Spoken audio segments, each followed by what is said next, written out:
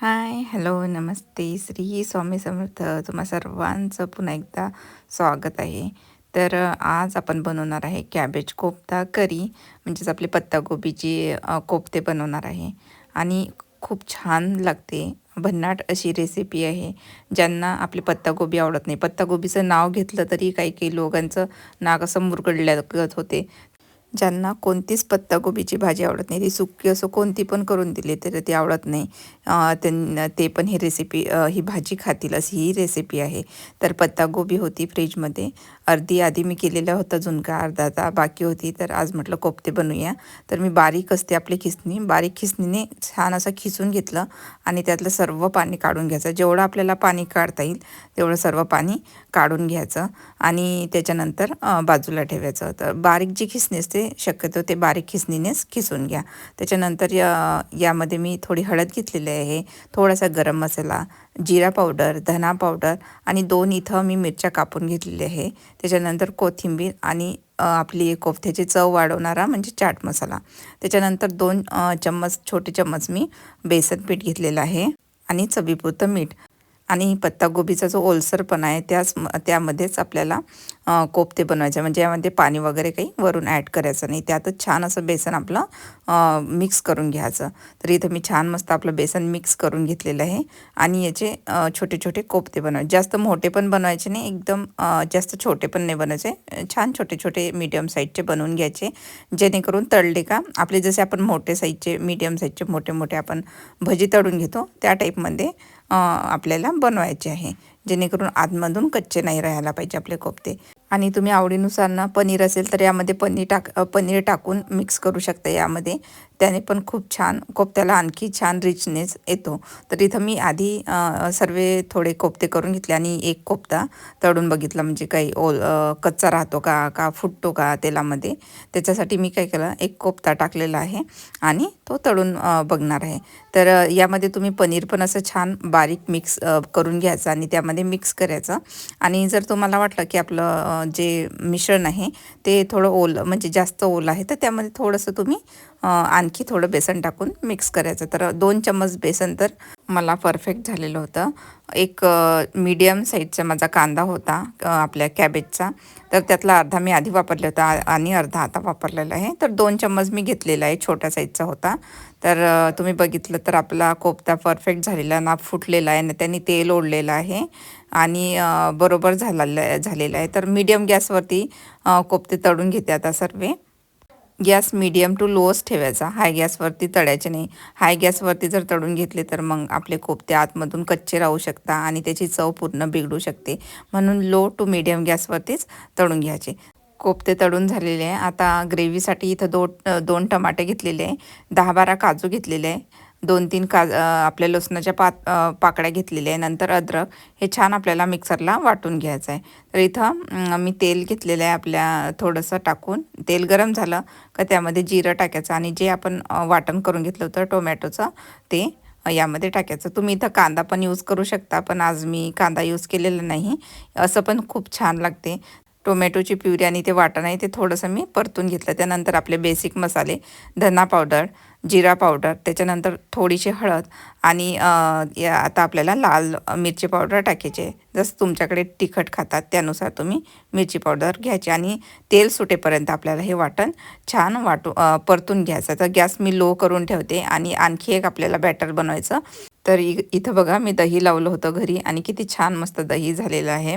तर आता काय करणार आहे, आपण दही घेतलेलं आहे मी इथं 2 चम्मच, छान 2-3 चम्मच दही घ्यायचं आणि त्यामध्ये थोडंसं धना पावडर, थोडीशी जिरा पावडर आणि थोडंसं लाल मिरची पावडर टाकायचं. किंचितसा गरम मसाला टाकून घ्यायचा, नाही टाकला तरी चालते आणि हे छान मस्त मिक्स करून घ्यायचं. आणि तिकडे तोपर्यंत आपलं जी आपण टोमॅटो प्युरी वाटून घेतलेली होतं, टोमॅटो वगैरे ते पण छान शिजून झालेलं होतं, मसाला पण छान शिजलेला होता. आता या टाईमला मी काय करणार, गॅस एकदम लो करून घेणार आहे आणि थोडीशी कसुरी मेथी हातावरतीशी घेऊन चोळून घेतली आणि थोडासा हिंग मी टाकून घेतला. आता जे दह्याचं मिश्रण आपण करून घेतलेलं होतं ते टाकायचं. जेव्हा आपण दह्याचं मिश्रण टाकतो तेव्हा तेव्हा गॅस एकदम लो करून घ्यायचा, नाहीतर मग हे फाटू पण शकते, जे दही आपलं ते फाटू शकते. आता 5 मिनिट छान तेल सुटेपर्यंत हे आपल्याला कंटिन्यू हलवत राहायचं आहे, सोडून द्यायचं नाही, कंटिन्यू हलवत राहायचं आहे. तर हे बघा 5 मिनिटानंतर छान त्याला पण तेल सुटलेलं आहे. आता मी यामध्ये जे आपण तळून घेतलेले कोफ्ते आहे, याला छिद्रे वगैरे पाडायची काहीच गरज नाही कोफ्त्याला. तसे डायरेक्ट जसे तळलेले आहे तसे आपल्या ग्रेव्हीमध्ये टाकायचे. पाणी टाकायच्या आधी कोफ्ते छान 5 मिनटं किंवा 1 मिनटं, कमीत कमी 1 मिनटं आपल्या ग्रेव्हीमध्ये परतून घ्यायचे, जेणेकरून जी ग्रेव्ही आहे ती आपल्या कोफ्त्यामध्ये जाईल आणि त्याला एक चव येईल भाजीच्या ग्रेव्हीची. 1 मिनिट परतून झाल्यानंतर त्यामध्ये मी गरम पाणी टाकून घेतलेले. आता भाजीमध्ये तुमच्याकडे भाजी कशी पाहिजे, पातळ का मीडियम, तशी तुम्ही पाणी टाकून घ्या. तर ही भाजी मीडियम म्हणजे अशी जास्त पातळ पण नाही आणि जास्त घट्ट पण नाही, अशीच छान लागते मीडियम. आणि त्याच्यानंतर चवीपुरतं मीठ, कोथिंबीर टाकून एक आपल्याला उकळी येऊ द्यायची. तर भाजी तर तिकडे रेडी आहे. आता मी मस्त कैरीची डाळ बनवणार आहे. इथं स्वच्छ तुरीची डाळ मी धुवून घेतलेली आहे आणि असे जाड जाड मी आपली कैरी कापून घेतलेली आहे. आता उन्हाळा आपल्याकडे पण कैऱ्या खूप छान मिळत असणार, तर अशी जाड जाड कैरी कापून आपण कुकरला लावून घ्यायची आहे. डाळीबरोबर कुकरमध्ये त्याला 2 शिट्ट्या होऊ द्यायच्या, जास्त नाही. तर तिथं डाळ पण लावून घेतलेली आहे. आता भात पण लावून घेते. आणि आपल्याकडे बघा आंबट मिळते कैरी. आता ही इकडे तर 12 महिने पण कैरी मिळते, इकडच्या जर्मन शॉपमध्ये 12 महिने पण कैरी मिळते आणि ती एकदम गोड असते. आंबखरपणा तिला थोडा पण नसतो, आंबटपणा. त्याच्यामुळे मग मी काय करते, फक्त कैरी टाकते. जर आपल्याकडच्या ज्या कैरी असतात त्या काय असतात, आंबट असतात. तर बरोबर जेव्हा तुम्ही फोडणी देतात तेव्हा एक छोटासा गुळाचा खडा तुम्ही टाकू शकता. तर तिकडे कुकर होत आहे भाताचा आणि वरणाचा. तोपर्यंत इकडे मी आज मस्त फुलके बनवणार आहे आपल्या भाजीबरोबर. आटा मी आधीच भिजवून ठेवलेला होता, तर इथं मस्त गरमागरम फुलके बनवून घेते. आज अदितीचे बाबा घरूनच काम करत आहे, तर म्हटलं रोज तर असे टिफिन थंडच खाता, तर आज त्यांना मस्त गरमागरम घरी फुलके करून द्यावे. तर इथं मस्त आपले टम्म फुगलेले फुलके, त्याच्यानंतर मस्त तूप लावून घ्यायचं वरून आणि गरमागरम मस्त आपल्या भाजीबरोबर एन्जॉय करायचं. ही भाजी तर अशी चपातीबरोबर पण छान लागते, फुलक्याबरोबर छान लागते आणि भाताबरोबर पण खूप छान लागते. मुलं पण आवडीने खाता. कॅबेज अशी भाजी सुकी बनवली तर मुलं नाही खात आणि असं थोडं नवीन त्यांना बनवून दिलं की मग ते पण आवडीने खातात. तर इथं मी सर्व फुलके मस्त करून घेतलेले आहे आणि तोवर आपली डाळ वगैरे छान मस्त झालेली आहे. तर आता डाळीमध्ये मी थोडीशी हळद टाकून घेते आणि थोडासा हिंग.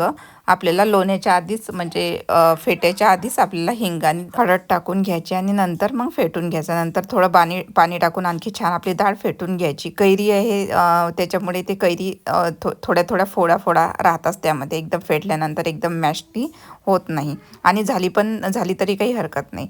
तर तिकडे वरण मी उकळी याला ठेवलं बाजूला. इकडे आता तडका तयार करते. जिरं, मोहरी, कढीपत्ता टाकून घेते. नंतर लाल मिरची घेतलेली आहे, तुम्ही इथे हिरवी मिरची पण घेऊ शकता. आणि आज मी सिंपल वरण बनवणार आहे म्हणून मी इथं अद्रक लसूण वापरलेले नाही. तुम्हाला आवडीनुसार तुम्ही इथं थोडंसं अद्रक लसूण पण वापरू शकता. त्याच्यानंतर थोडासा हिंग घेतलेला आहे, आधी आपण वरणामध्ये टाकलेला आहे, त्याच्यामुळे थोडासा तडक्यामध्ये टाकायचा. त्याने छान असा भाजीला आपला एक फ्लेवर येतो हिंगाचा. तडका मी वरणामध्ये टाकून घेतलेला आहे आणि मस्त आपल्या वरणाला एक उकळी येऊ दिली. तर इथं मस्त आपली भाजी तयार आहे.